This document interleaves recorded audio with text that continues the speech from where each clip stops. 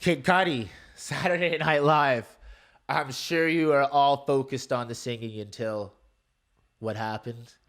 He pranced. I'll say pranced outside in a dress or on stage with a dress. Now I thought it was supposed to be like a something like Kurt Cobain did it or something. So we're gonna get to that, and I realize that. But first of all, this is what I take from it, because as we know and we've talked about, Jeff, as you know, we didn't like the album. We liked 2 songs on the album, and what 2 songs did he perform? He performed the 2 songs we taught. If you roll the clip back from episode 2, I believe, Tequila Shots and Sad People were the 2 songs I said were the only like bangers off the album. Crazy. And he performed them. Now, what I take away from this performance is when you see someone do this, if I'm going on a national platform and I want someone to focus on my body of work and my singing, I'm going to go out there and I'm going to put on my best singing performance. Just crush it. I'm going to crush it. But if if my confidence is at an all-time low, what could I do to take people's attention off the singing? Oh, you could. I think he wore the dress, yes, as a diversion. He wasn't a very good performance if you saw him singing. Like, he didn't sing like. I think he was very nervous going up, and as we know, Kid Cudi is very self-conscious, and he has some like anxiety issues too. And people that are suffering with like that sort of stuff right now are probably going through. So you really think you should go up on a fucking stage in a dress if you're suffering from mental health issues? If you're gonna get torn apart, and what she did, so that's gonna help your mental health. I'm all for protecting his mental health, and I get that, but isn't there like this other sort of like this like conspiracy where theory sort of thing where like they always try to like get you in a dress or something. Who was it that like had mentioned that? There's a bunch of black philosophers that have come up in the past and whatnot, and they've said there's an ongoing narrative to feminize the black man. Yeah. Whether that's the case here or not, I don't like it at all. I don't like it because there's millions of young black kids watching around the world. And then I don't like this. You do the performance in the dress is one thing, but then you come around after and you say you're selling a clothing line to match the performance and the dress is going to be included. I thought this was a tribute to Kurt Cobain. I didn't think this was a little off one and sell some shit because you weren't confident enough in yourself to go out there and sing. It was a dress, bro. It was an off-white dress, right? I don't give a shit, Virgil. It was fucking bullshit. And the thing is, you should have just not gone up there because you were not confident enough as an artist because you wore a fucking dress because you knew everyone would be talking about your dress and not your performance. And the performance was lackluster, as you know. And I know you're an advocate for mental health. Just don't go out and do that. Go out and fucking perform your 2 good songs like you did and crush it because we know you're a good artist. I remember the Kid Cudi from 2009 to 2013. That guy had a little bit more confidence now. I'm going to leave it at that. I want to hear your take on it. But yeah, big thing on feminizing the black man. I could go in on that. I'm not going to do that. This is not the platform to do it. And I feel like it might be the platform to do that. I've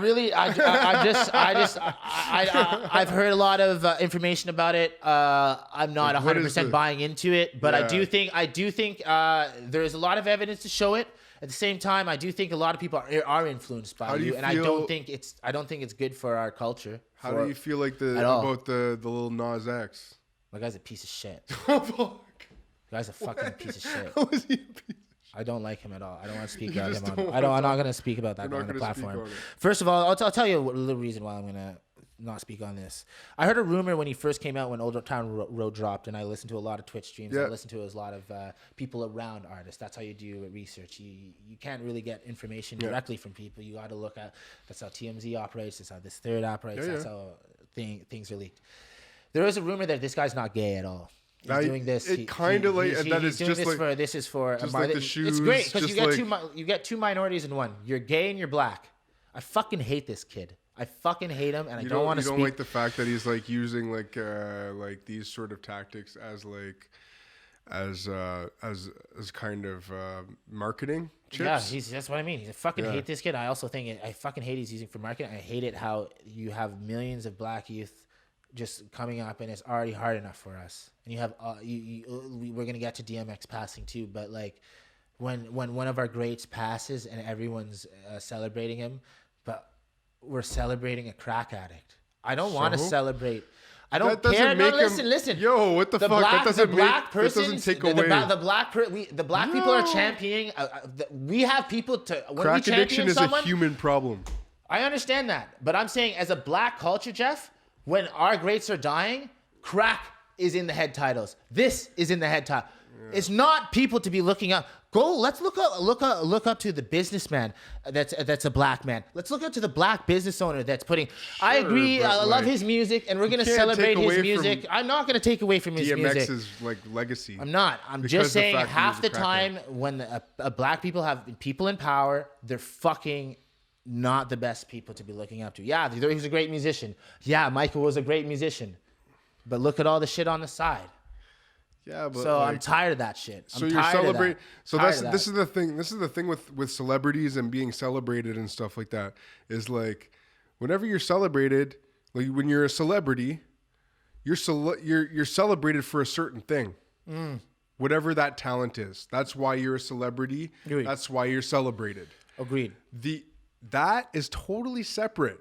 Agreed. From all the other shit that you're doing in life. Exactly. So music. Go ahead. Yep. As of late, people have really obviously celebrities have done some really fucked up shit. Agreed.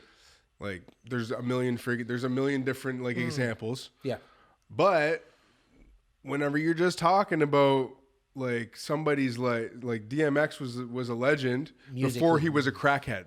Musically. Agreed. Before he was a crackhead? So he wasn't doing crack on his come up? I don't know that you. This is an OG topic. You knew him a lot better than I don't know. Like I don't know him. He got robbed in Toronto for buying crack. You know that story. That was a long time. Like after he was already DMX. Agreed. Musically, we can look up to him. He left 10 kids.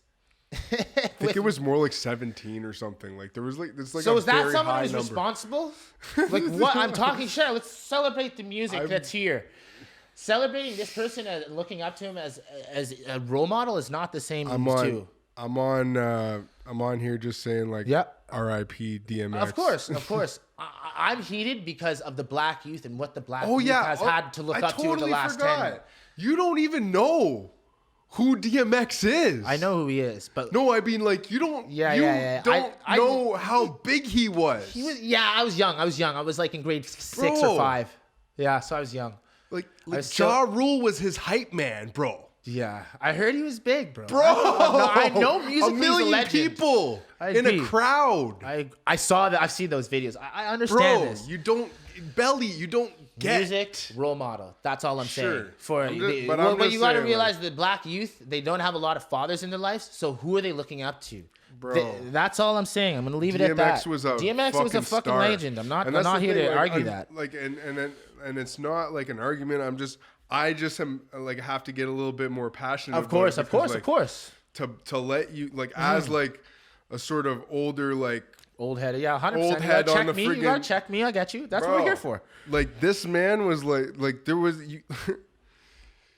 Whenever Rough Rider Anthem came out. Yeah, it was like there wasn't anything like that before. There wasn't like there was Wu-Tang videos and there was like they'd give you a little sense of the darkness. There wasn't a man standing in front of like 50 dudes with freaking pit bulls tearing at freaking people were fucking spazzing, man, over this guy. No cap. I do remember that because he was dark. He was big, so big that I had him on my CD MP3 and I didn't know it was him. Bro, I was in grade 5 or grade 6. Bro.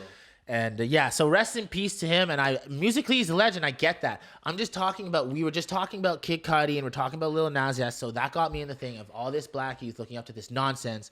And then like, I understand musically he's a legend and whatnot, but when you look at him as a man, there's a lot of faults. And that's but I'm the not thing. here There to was talk a lot about of that. faults, but also there was like a lot of acceptance of that. Of course. And he like had these songs like Slippin'. He had these songs that were like, that kind of like were like would encapsulate the fact that like, listen, I have these issues. I have these problems. I'm a regular dude going through regular shit. Of course. But like humanizing, of course. You know what I mean? And there's a lot of things where we look at these celebrities like they shouldn't be oh, they get paid just like athletes. Oh, they get paid so much they should just be good. Yeah. You know what I mean? Bro, what did it take to get you there? Yeah. 100%. What trauma do you go through to become DMX? 100%. I do agree. Like, I do respect the story and the come up and whatnot. Just got me a little heated coming off of you asked me about Lil Nas X. I don't like that motherfucker at all. Holy, bro. It was a setup. It was a setup. Anyways, on But what about the shoes, at least? Absolutely nonsense. Like I'm not a religious person, and I'm not coming at him religious. No. But there's so much schmuck and gimmicks and this and that, and he's just trolling. And then That's what it kind of feels like. I don't. One large trolling. I don't like him. I don't want to talk about him anymore. Okay. anyways, before you press, next we're gonna talk about. We did call it. I think we might even broke the story at this point. We had 10,000 views last time. Yep. We have a Rory, Joe, and Academics update. It's turning into quite a story. Stay tuned.